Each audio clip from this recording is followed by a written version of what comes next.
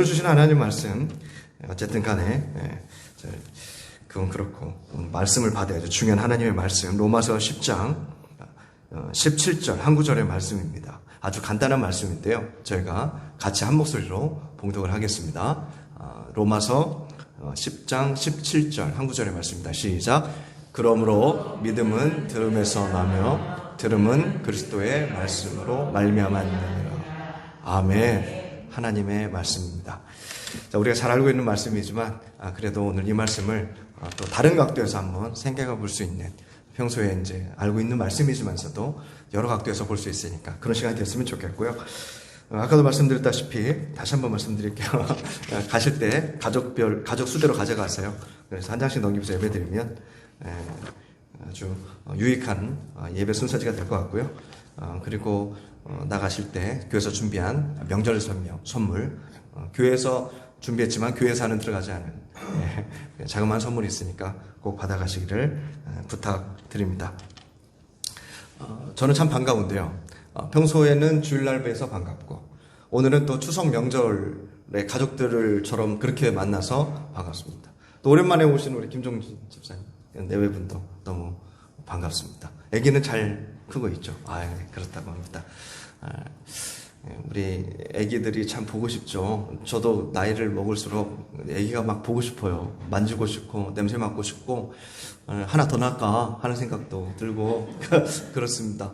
어르신들이 왜 애들 보면은 자꾸 눈을 못 떼는지 알겠어요.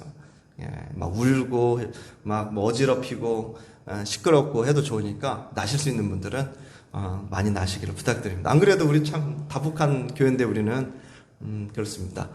참고해 주시고 또 빈자리가 좀 있는데 아까 말씀드렸다시피 우리 양호사님은 일 때문에 못 오신 것 같고 또 다른 가족은 코로나 관계로 또 조심스러워서 못 오는 가족들이 또 계시고 또 가족 중에 또 이렇게 연락이 오면 또 교회에 피해 갈까봐 오셔도 되는데 굳이 또 교회 걱정하시면서 또 동선이 뭐 이렇게 좀 이렇게 겹치고 연락받고 이렇게 검사받아야 된다 그러면 또 이렇게 교회까지 생각해 주시는 가족들도 있습니다. 여튼 좀 감사드리고요. 온라인으로도 예배 드리시니까 이렇게 함께 해 주실 겁니다. 저만 인사하는 게 아니라 우리 성도님들도 추석 명절 맞아서 같이 전후좌우로 같이 인사하셨으면 좋겠어요. 같이 인사하시죠. 반갑습니다. 전후좌우로 인사하시죠. 반갑습니다. 잘 오셨습니다. 이렇게 가족들하고 친제들이 이렇게 멀리서도 이렇게 왔다 갔다, 코로나 때문에 예전 같지만은 않겠지만 그런 명절인데요. 이제 마음이 편치는 않습니다. 지난주에 우리 전주에 코로나 확진자 수 최고 숫자가 기록이 되었습니다. 그런데 그 확진자들이 대부분 젊은 사람들이라고 해가지고 전주시에서 지금 나름대로 긴장하고 있습니다. 젊은 애들은 뭐 걸려도 큰 그렇게 충격을 받지도 않고 또 걸렸는데 자기는 걸린지도 모르고 활동량이 크다 보니까 전파자가 될 수 있어요. 그래서 조심하고 있습니다. 성도님들도 걸리지 않으셔서 그렇지 확진자 옆을 지나가셨을 수도 있어요. 정말로 그랬을 수도 있어요. 다행히 안 걸려서 그렇지. 여튼 조심해야 돼요. 저도 지난주 수요일에 1차 백신을 맞았습니다. 늦게 맞았어요. 저는 다행히 별일은 없었어요. 좀 미식거리긴 했는데 그렇습니다. 이번 추석이 그래서 한 방이라도 맞아서 좀 이렇게 다행이긴 한데 걱정도 되고, 여튼 성도님들 좀 더 조심하는 시간이 되셨으면 좋겠습니다. 저는 여기 7년 목회를 여기서 하면서 성도님들께 하나님의 말씀을 꽤 많이 전했죠. 하나님의 말씀을 여러 각도에서 많이 전했는데 하나님의 말씀을 전한 그 말씀의 내용이 겹치는 부분이 참 많습니다. 겹친다는 것은 김성호 목사가 좀 이렇게 중요하게 생각하는 부분, 김성호 목사가 좋아하는 주제, 김성호 목사가 막 성도님들에게 들려드려야 되겠다, 우리 옥회교회에게 필요하다라고 생각하는 그런 부분들이 공통되게 반복이 되겠죠. 혹시 그게 뭔지 아세요? 어떤 주제인지 아세요? 저는 행복에 대해서 많은 설교를 이렇게 드렸어요. 몇 년에 걸쳐서. 이리 살든 저리 살든 결국에는 어떤 사람이 제일 잘 산 거예요? 많은 행복을 누리다가 가신 분이 제일 잘 산 거예요. 저는 그렇게 생각하는 목사입니다. 행복을 그렇게 말씀드리다 보니까 당연히 관계를 말씀을 드려야 되겠더라고요. 이 관계하고 행복하고는 엄청나게 밀접한 관계가 있거든요. 그래서 결국에는 사람과 사람의 관계, 사람과 하나님과의 관계. 물론 성경에도 말씀을 하셨죠. 그게 제일 중요하다. 내 이웃을, 그리고 하나님을, 목숨을 다해서. 그래서 그것을 이제 다양한 각도에서 말씀을 드렸습니다. 온전하게 그 관계가 맺어질 때 행복하다는 것이죠. 근데 그 관계의 온전함은 무엇으로 이루어지냐? 사랑으로 이루어집니다. 사랑하라. 내 이웃을 내 몸과 같이. 그리고 하나님을 내 목숨과 내 온 몸과 힘을 다해서 애써서 사랑하라고. 그게 가장 중요한 계명이라고 하나님도 말씀하셨고 예수님도 말씀해 주셨습니다. 이게 관계의 핵심은 사랑입니다. 행복은 관계고 관계는 사랑입니다. 자, 그런데 참 중요한 게 사랑은 참 여러 가지 옷을 입고 우리에게 나타나는 것이죠. 그래서 여러 가지 색깔의 사랑이 있으니까 여러 가지 색깔의 관계도 생겨납니다. 뭐 이런 관계, 저런 관계, 상하 관계, 좌우 관계, 그중에 가짜도 있어요. 가짜 사랑도 있듯이 가짜 관계도 있습니다. 이 가짜 행복도 있어요. 그런 것들이 우리 삶에 막 침투해 오니까 우리 삶이 막 혼란스럽습니다. 이러면 행복하지 않아? 행복하잖아. 이렇게 하면 행복하잖아 했는데 나는 전혀 행복하지 않은 거예요. 그럼 행복한 척 해야 되나요? 오늘은 그러한 생각을 우리가 바탕에 두고 사도 바울의 말씀을 우리가 함께 나누겠는데요. 사도 바울은 우리가 행복으로 가는 원초적인 말씀을 오늘 해주셨어요. 우리가 사랑하고 우리가 하나님과 정말 아름다운 관계를 행복하게 맺어가는데 아주 중요한 요소를 오늘 말씀해 주십니다. 사람과도 마찬가지입니다. 그것은 바로 오늘 제목과 같이 들음입니다. 들음. 예수님도 비슷한 말씀 많이 하셨어요. 그 중에 하나 생각나는 게 있어요. 성도님들, 귀 있는 자가 듣습니다. 귀 있는 자가 들을지어다. 귀 있는 자가. 이게 다 귀 있는데. 근데 똑같은 말을 해도 듣는 사람이 있고 못 듣는 사람이 있다는 말씀이죠. 우리 모두가 들었어요. 이미 온 땅에 퍼졌습니다. 들었어요. 근데 모두가 들은 대로 행해요? 행하지 않아요? 행하지 않습니다. 몰라서 그래요? 모두가 압니다. 그런데 모두가 아는 대로 행하지 않습니다.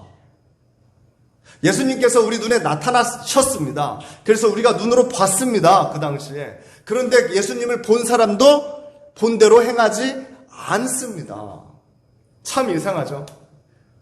들으면 좋은 정보를 내가 들으면 들은 대로 하겠는데, 내가 눈으로 보면 믿겠는데, 그런데도 예수님을 눈으로 본 사람들도 예수님 다 안 믿었어요.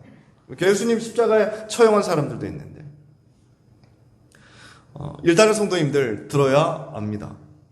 그래서 이 시간을 통해서도요, 지금 이 시간을 통해서도 수많은 목사님들이, 우리 한국교회 목사님들이 예배당에서 카메라 앞에서, 온라인으로 카메라 앞에서 하나님의 말씀을 전하고 있어요.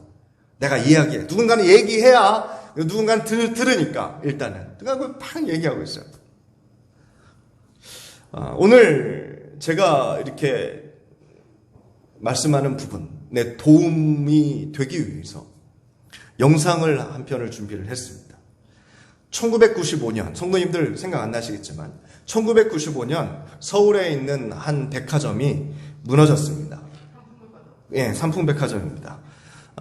그때가 밤도 아니라 한낮 오후라 많은 사람들이 거기에 있어요. 삼풍백화점은 그 당시 그 롯데백화점 다음으로 우리 전국적으로 2위에 등극이 되어 있는 아주 큰 백화점이었죠. 삼풍백화점.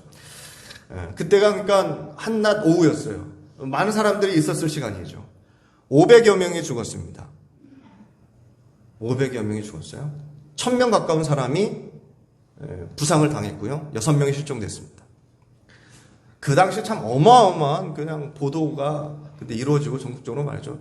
그 이후에 감옥에 들어가는 관계자들도 그때 시장까지 조사를 받고 아무튼 처벌을 받았다고 들었는데요. 저도 기억이 납니다. 그런데 이제 중요한 건 거기서 살아난 사람들이 있었어요. 몇 명 있었어요. 막 위에서 막 뉴스에서 극적인 보도를 했습니다.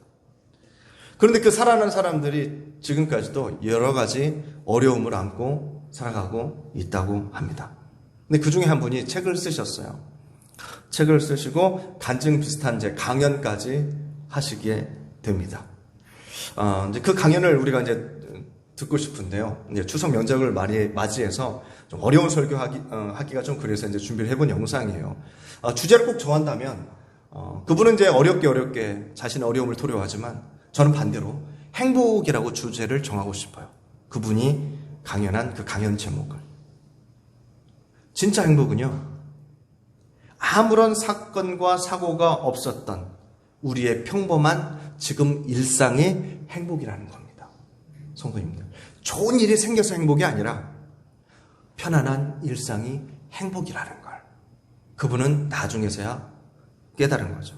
아무리 이야기해도 당연한 이야기입니다. 그죠? 당연한 이야기를 우리가 또 다른 사람의 입을 통해서 이 시간 듣는 건데요.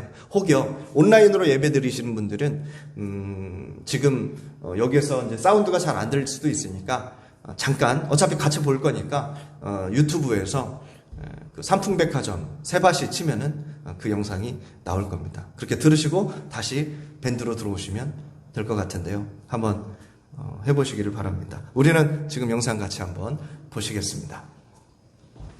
저 한동안 행복에 대해서 되게 오해하고 살았거든요. 불행이 너무 선명하니까, 서슬퍼렇게 분명하니까 행복도 어느 날 막 유리창 깨고 앞방으로 밀어닥치는 줄 알았어요. 아니요, 그렇지 않아요. 행복은요,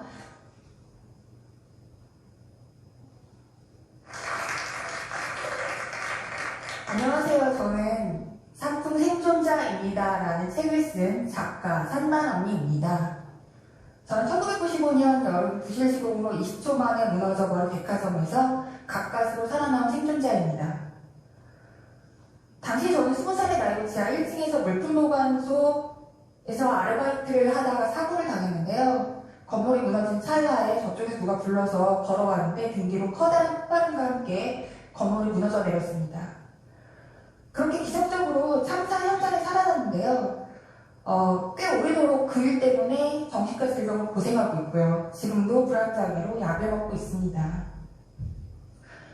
그때 저는 불과 1, 2초 사이에 삶과 죽음의 경계를 넘었어요. 근데 그 후로 세계관이 완벽하게 바뀌었습니다. 사고를 당하기 전에는 고민이라고 해봐야 되게 사소했거든요. 사고를 겪고 나니까 죽음 앞에서 생의 모든 일이 사소해 보이는 거예요. 언제 죽을지 모르는데 이런 일 왜 할까? 저축은 왜 하지? 대학은 왜 가지? 이 불안정한 세상에서 결혼이라니, 아이라니 미친 거 아니야? 이런 생각들을 했어요. 그럴 수밖에 없는 게 사고는 사람을 가려서 오지 않더라고요. 당시 저하고 같은 공간에 있던 사람들 중에 착한 사람, 공부 잘하는 사람, 성공한 사람, 교회 다니는 사람 다 있었거든요. 그런데 다들 어떻게 해보지도 못하고 그냥 그 자리에서 죽었단 말이에요. 그걸 알게 된 후로는 말 그대로 사는 재미를 완벽하게 잃어버렸습니다. 근데 제가 어디 가서 이런 말 하잖아요. 그러면 기적적으로 살아났으니까 감사하지 않냐 이런 말 하는데 아니요, 전 달라요. 저 그전에는 오락실에 가서 막 테트리스 같은 거 해도 재밌고 친구들하고 떡볶이 먹어도 막 신났거든요. 근데 그 후로는 사는 일이 너무 지루하게만 느껴지는 거예요. 그러니까 마치 추리소설의 마지막 장을 보고 다시 앞부터 처음부터 읽는 것 같은 느낌? 그러니까 항상 뭘 해도 마음이 공허했어요. 이게 다 무슨 소름이지? 결국 우리 다 죽을 텐데 이런 생각만 했어요. 그래서 20대를 전부 저는 매일 저 자신을 괴롭히면서 살았던 것 같아요. 친구들하고 신나게 놀고 집에 와서 누워도 내가 내일 눈을 뜰 수 있을까? 이런 생각을 매일 했어요. 그리고 사고 이후에는 나 하나 살아가는 게 너무 소중하니까 굉장히 이기적으로 사람 변하더라고요. 그렇게 또 근데 나이가 나이다 보니까 이렇게 타인한테 관심이 줄어드는 게 그냥 어른이 되는 하나의 과정이라고 생각했어요. 그리고 또 그렇게 사는 게 맞다고도 생각했고요. 착하게 산다고 안 죽는 거 아니잖아요. 그러다 끝내 나이 30에는 상태가 완전히 나빠졌어요. 이런 증상을 전문가들이 롱텀 PTSD라고 하더라고요. 그러니까 사고 후 트라우마가 잠복기를 거쳤다가 찾아오는 거죠. 제 경우에는 한 10년 정도가 걸린 것 같아요. 이때 저는 다시 사고를 칩니다. 매일같이 죽음을 기다리지 말고 내가 스스로 죽음에게 다가가자 하는 잘못된 생각을 하죠. 근데 지금 여러분께서 보시는 것처럼 실패했습니다. 다행이죠. 근데 희한하잖아요? 다시 한번 기적적으로 살아났는데 또 감사하지 않아. 너무 짜증이 나는 거예요. 누가 나 살려달랬냐고. 왜 나는 나 죽는 거 하나도 못하냐고. 막 이렇게 막 소리 질렀어요. 그랬더니 그때 가족들이 이렇게 내 앞에서 막 우는데 이게 그렇게까지 슬픈 일인가? 왜 저렇게 울지? 이런 생각을 했어요. 그러니까 진짜 마음이 아팠던 거죠. 그제야 저는 그 자리에서 정신과 환자라는 사실을 공식적으로 진단받고 저 자신도 인정하게 됐습니다. 당시 상황이 굉장히 심각했어요. 오랫동안 치료하지 않은 마음 때문에 여러 성격장애 그 스펙트럼의 복합적인 형성까지 좀 보였었거든요. 그래서 이제 그때부터 치료에 열심히 집중하기 시작했어요. 근데 이 병도 다른 질병하고 다르지 않아요. 약만 잘 먹어서 해결되지 않고요. 건강한 일상생활의 습관을 쌓아나가야 돼요. 그렇게 저는 새롭게 일상을 하나하나 다시 재조정해 나갔어요. 근데 이렇게 하기까지 물론 꽤 오랜 시간이 걸렸습니다. 무너뜨린 만큼 시간이 걸릴 것 같아요. 여전히 회복 중이고요. 근데 이제 그러다 보니까 행복이 너무 궁금한 거예요. 내가 불행을 겪어봐서 아는데 행복 도대체 뭐지? 그래서 알아보기로 했어요. 근데 그 무렵 안 해본 게 없습니다. 해외여행도 가고요. 명품도 사고 뭐 운동도 열심히 해보고 근데 재밌지도 않고 행복하지도 않았어요. 잠깐 기쁘기는 하죠. 근데 지속 가능한 행복감? 이런 거는 세상에 없다고 생각했어요. 그래서 행복이 뭐지? 오래 고민했어요. 남들은 언제 대체 어떻게 행복하다고 느낄까? 그러던 때였는데 그 당시에 다니던 회사에서 단체로 근처에 있는 보육원에 자원봉사를 갔어요. 그때 태어난 처음으로 저는 아기를 돌보게 된 거예요. 근데 사실 이전에 저는 굉장히 애들을 안 좋아했어요. 애들은 시끄럽고 귀찮고 불편하고 더러운 존재라고 생각했어요. 근데 그럼 제가 덜컥 애기하고 분유를 받아준 거예요. 난감하죠. 어떻게 먹여야 될지 모르는 거예요. 타인한테 관심이 전혀 없었으니까. 그래서 애기를 이렇게 바닥에 놓고 그 갓난아이를 바닥에 놓고 자 분유 먹어 이렇게 한 거예요. 애가 안 먹죠. 난리가 나요. 울고불고. 그랬더니 이제 옆에 계셨던 봉사자분이 보다 못해서 애기를 색채가더니 이렇게 안아가지고 분유를 주더라고요. 그러니까 애가 너무 우유를 잘 먹어요. 그걸 보고 저 그날 진짜 놀랬어요. 그리고 무슨 생각을 했냐면 나 진짜 사람 모르는구나. 인간에 대해서 이렇게 모르는 사람이 인간이 어떻게 하면 행복해지는지를 알려고 한다는 것 자체가 말이 안 되는 거구나. 그래서 그때부터 거의 매일 시간 날 때마다 보육원을 뛰어왔어요. 나중엔 제법 능숙하게 이제 아이들을 돌볼 수 있게 됐죠. 여기 아이 키워보신 분들은 아시겠지만 제멋대로인 아이들 말로 설득하는 건 되게 불가능해요. 그러니까 막 본능적이니까 애들은 막 몸으로 놀아줘야 된단 말이에요. 그리고 애들하고 막 그렇게 이제 놀아줬어요. 그러다 보니까 이상하죠?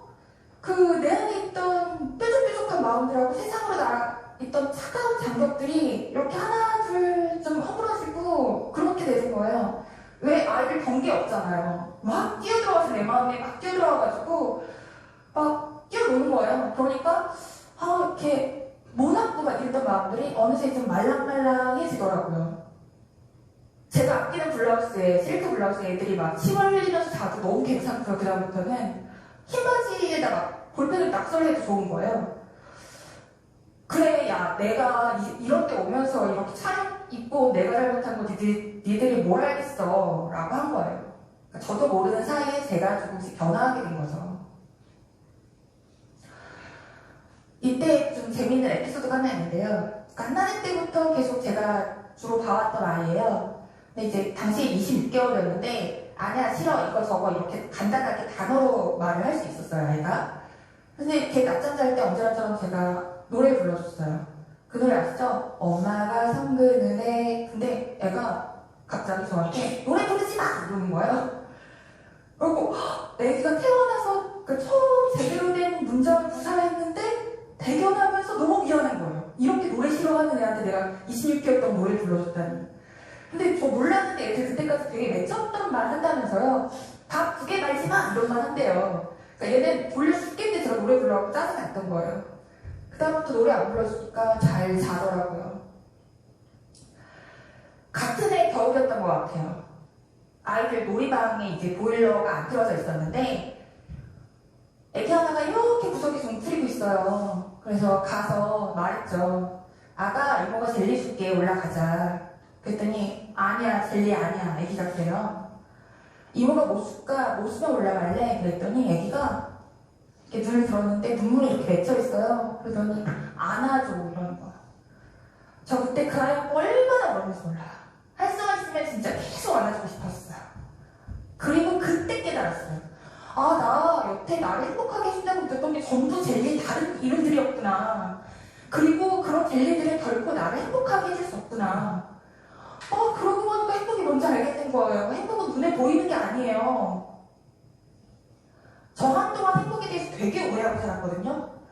불행이 너무 선명하니까, 서슬퍼렇게 분명하니까 행복도 어느 날 막 유리창 깨고 앞방으로 밀어 닥치는 줄 알았어요. 아니요, 그렇지 않아요.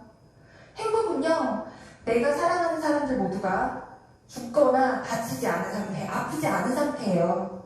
오늘 아침에 현관문을 열고 나간 가족들이 전부 무사히 돌아오는 그날 저녁, 그리고 그렇게 잠드는 밤, 그런 날들, 하루하루, 매일매일, 그런 상태가 행복한 날들인 거예요. 바꿔서 말하면 슬프지 않았던 날들 모두가 행복한 날들이었던 거예요. 저 아이들 만나기 전에 사랑 되게 우습게 생각했어요. 아니, 사랑하는 사람에 대해서 감기 하나 알아줄 수 없는 그런 무능함? 그딴 거 어디다 써? 이랬어요.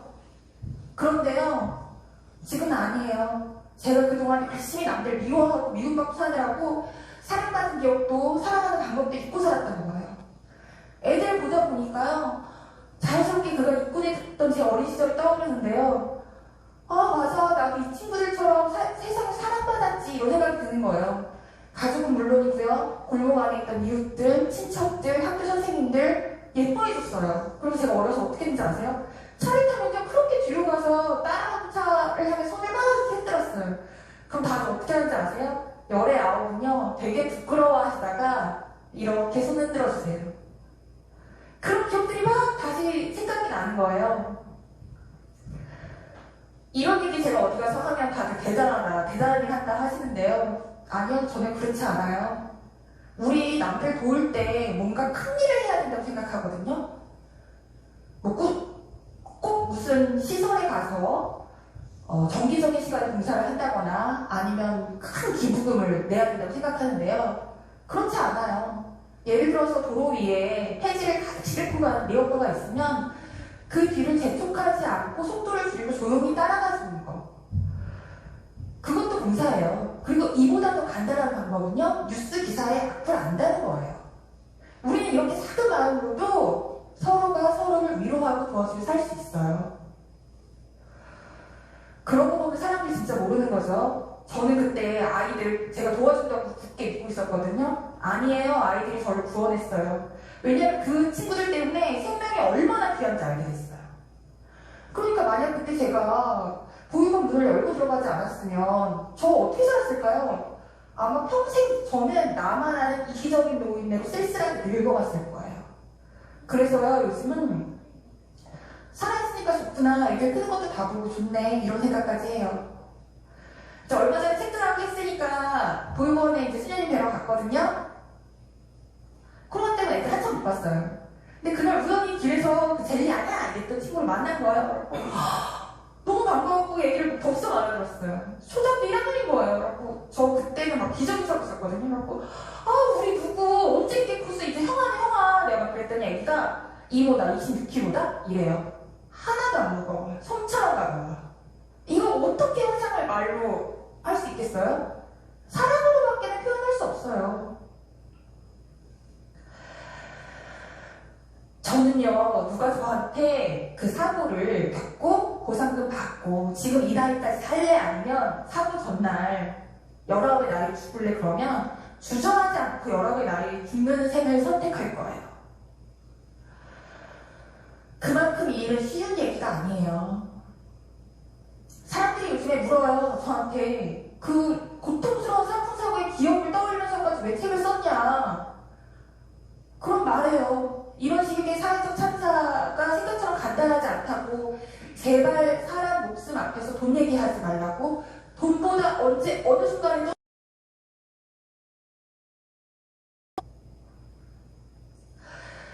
마지막으로 제가 이 자리에서 여러분께 부탁 말씀 하나 드릴게요. 이런 식의 사회적 참사를 저희가 사전에 완벽하게 예방할 수는 없어요. 참사를 겪은 희생자들과 유가족들을 시민사회가 따뜻한 시선으로 바라봐줄 수 있어요. 그러니까 참사 유가족과 희생자들을 저희가 그들이 조금 오랜 시간 애도를 한다고 해도 여유 있는 시선으로 바라봐줬으면 좋겠어요. 저 26년째 아프거든요. 그러니까 이들을 혐오하거나 조롱하지 말아주세요. 이들과 기꺼이 연대해 주시길 바랍니다. 어떻게 보면 저희 이 좁은 나라에서 함께 모여 사는 이웃이에요. 그쵸? 부탁드리겠습니다. 이상입니다.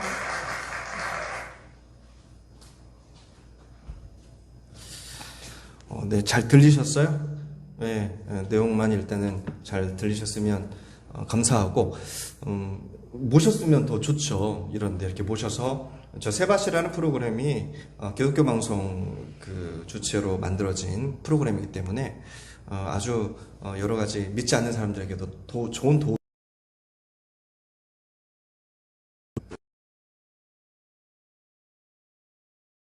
해석을 할 수 있는데 우리는 이분이 이야기하는 행복, 또 이분이 이야기하는 그 삶의 그 어떤 회복, 치유라는 관점에서 이 가슴에 좀 이렇게 담아 두셨으면 좋겠어요. 본인이 보육원에 갔어요. 이렇게 도와주려고 갔죠. 근데 결과적으로는 내가 보육원에 간 게 아니라 보육원이 나한테 온 거죠. 그래서 본인이 치유를 받은 겁니다. 그것을 우리의 삶 속에서도 적용할 수 있겠죠. 우리도 다 상처가 있고 우리도 다 고쳐야 되고 치유받아야 할 부분이 있으니까. 그리고 우리 모두가 다 행복해져야 할 권리와 의무가 다 있어요. 우리는 책임도 있어요. 하나님의 자녀로서. 이게 기다리지만 마시고 여러 가지 각도에서 성도님들이 접근을 해보시길 바랍니다. 그리고 행복을 좀 누려보세요. 행복은 멀리지 않습니다. 가까이 있어요. 가까이 있기 때문에 우리 사도 바울도 말씀하셨어요. 항상 기뻐하라고. 그게 말이 되냐? 근데 말이 된다는 거예요. 가까이 있으니까. 너무 멀리 있다고 생각하는 사람은 말이 안 되는 것이고, 가까이 있다고 생각하시는 분은 이게 말이 되는 겁니다. 녹록치만은 않았던 그 여성의 그 인생 우리가 들었습니다. 못 들었다면 모르겠지만 하여튼 우리는 들었어요. 이 시간 사고로 힘들었고, 또 그 사고를 겪은 이후의 삶은 더 힘들었고 굉장히 힘들었을 겁니다. 생각을 해보건대. 그런데 이 여인이 이제는 행복을 이야기하고 있습니다. 그런데 그 행복이 우리가 모르는 행복이 아니에요. 꼭 무너지는 건물에서 살아나와야만 깨달을 수 있는 행복이 아니에요. 우리가 다 알고 있는 행복이에요. 어려운 행복도 아니에요. 참 쉬운 행복이에요. 이야기 들어보면. 그런데 그 로마서 오늘 말씀 10장의 말씀, 우리가 그 신앙에서 가장 중요한 것을 말씀하고 계시는 로마서 10장, 구원을 말씀하고 계시는 로마서 10장, 로마서가 다 구원을 이야기하고 있죠. 특히 10장은 또 구원에 대해서 아주 기가 막힌 이야기를 1절부터 구구절절 하고 계십니다. 구원은 믿음에서 오는 것이라고 말씀을 하시고, 그 믿음은 들음에서 난다고 말씀하셨습니다. 믿음은 듣는 것에서 생긴다. 믿음은 듣는 것에서부터 시작한다라는 말씀이에요. 성도님들, 그럼 제가 성도님들에게 여쭤보겠습니다. 그럼 중요한 믿음, 들음에서 나는데 그 들음은 어디에서 나는 겁니까? 어떻게 해야 성도님들이 들을 수 있습니까? 어떻게 해야 세상 사람들이 들을 수 있습니까? 누군가는 말을 해줘야 된다는 것입니다. 누군가는 이야기를 내줘야, 누군가는 소리를 질러줘야 됩니다. 세례 요한처럼 나는 소리다. 나는 광야에서 외치는 소리다. 누군가 들어야 된다는 거예요. 그 역할을 해야 된다는 거예요. 누구는 소리를 질러야 누군가는 듣는다는 얘기예요. 그래서 저는 오늘의 말씀 제목이 믿음은 들음에서지만 사실은 소리 질러라는 얘기예요.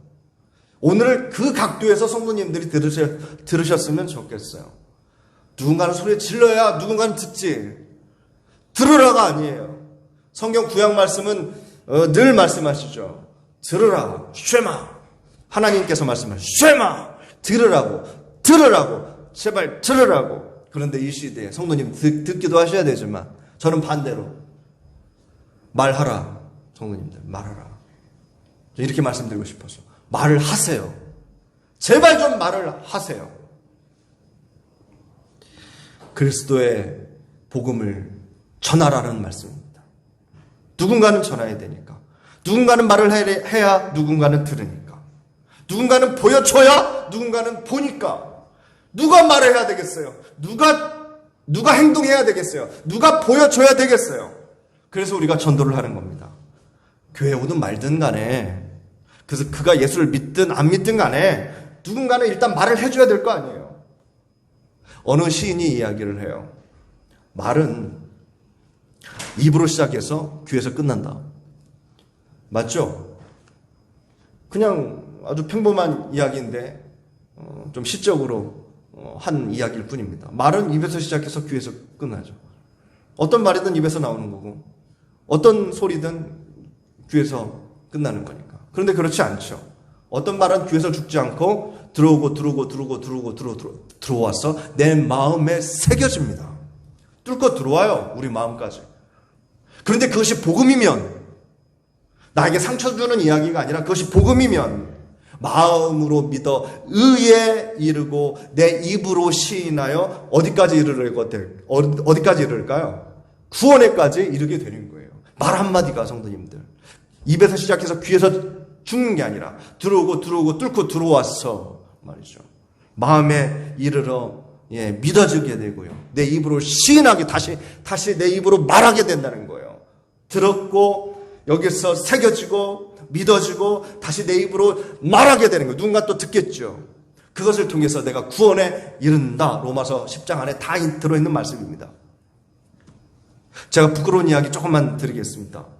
저는 대학생 때까지 욕실 청소를 왜 하는지 몰랐습니다. 물론 지금도 모르는 게 많아요. 성도님들이 알려주셔야 돼요. 욕실을 청소하는 겁니까, 성도님들? 왜 너무 당연한 거라 대답을 안 하시는 거죠? 전 몰랐어요, 그것도. 욕실에서는 매일 물로 씻고 막 하는 거니까 청소할 필요가 없다고 생각했어요, 저는. 그리고 우리 집 욕실은요, 거의 깨끗했어요, 제가 들어갈 때마다. 아, 욕실은 이런가 보다. 부엌은 매일 먹고 해야 되니까 청소해야 되고, 거실이나 방은 매일 사람도 왔다 갔다 먼지도 쌓이고, 욕실은 매일 물로 막 하는 건데 청소할 필요가 뭐가 있어요. 그렇게 생각했죠. 그런데 대학을 다니면서 원룸에 자취를 하는 친구들이 있었어요. 그 친구들하고 같이 방학 때 잠깐 같이 산 적이 있어요. 저는 자연스럽게 욕실을 사용했죠. 그런데 그들은 욕실을 청소하더라고요. 가끔씩 청소하더라고요. 걔네들은. 나중에 알았죠. 아, 저놈들 청소를 하는구나, 욕실을. 뭐 하러 하지? 욕실이 깨끗한데, 욕실은 늘 물로 씻고 하는데 청소할 필요가 뭐가 있지? 그런데도 욕실도 청소를 하네. 그리고 또 욕실도 청소가 필요하구나라는 걸 나중에 알았죠. 남자들 셋이 그 방학 때 이제 사니까 욕실이 이제 가끔씩 더러워지는 것을 제가 이제 눈으로 목격한 거예요. 지금까지 또 미안하기도 해요. 저는 청소 안 했거든요. 걔네들이 다 했지. 저는 사용만 했어요. 왜요? 청소할 줄 몰랐으니까. 청소해야 되는지도 몰랐으니까. 그리고 지금 고맙기도 해요. 어떻게든 제가 알게 해줬잖아요. 욕실도 청소한다는 거. 몰랐다면 아마 지금도 욕실 청소 안 하는 줄 알 거예요. 다른 사람이 하게 되겠죠. 욕실만 그럴까요, 성도님들? 제 인생에서 욕실만 모르는 게 지금도 궁금한 게 있어요. 성도님들 대부분 집에 가시면 샤워기가 벽 쪽에 붙어 있죠. 벽 쪽 한쪽 구석에 붙어 있죠. 저희 집도 그런데요. 왜 그 샤워기가 붙어 있는 벽 쪽에는요, 머리카락이 붙어 있을까요? 아시는 분 계세요? 우리 집만 그런가요? 머리카락이요, 밑에 떨어져야 되잖아요. 벽에 붙어 있다니까요, 머리카락이. 옆에. 여기도 붙어 있고, 여기도 붙어 있고. 머리카락이 날아가서 붙나요, 그냥? 물에 흘러내리잖아요. 성도님들은 안 붙어요?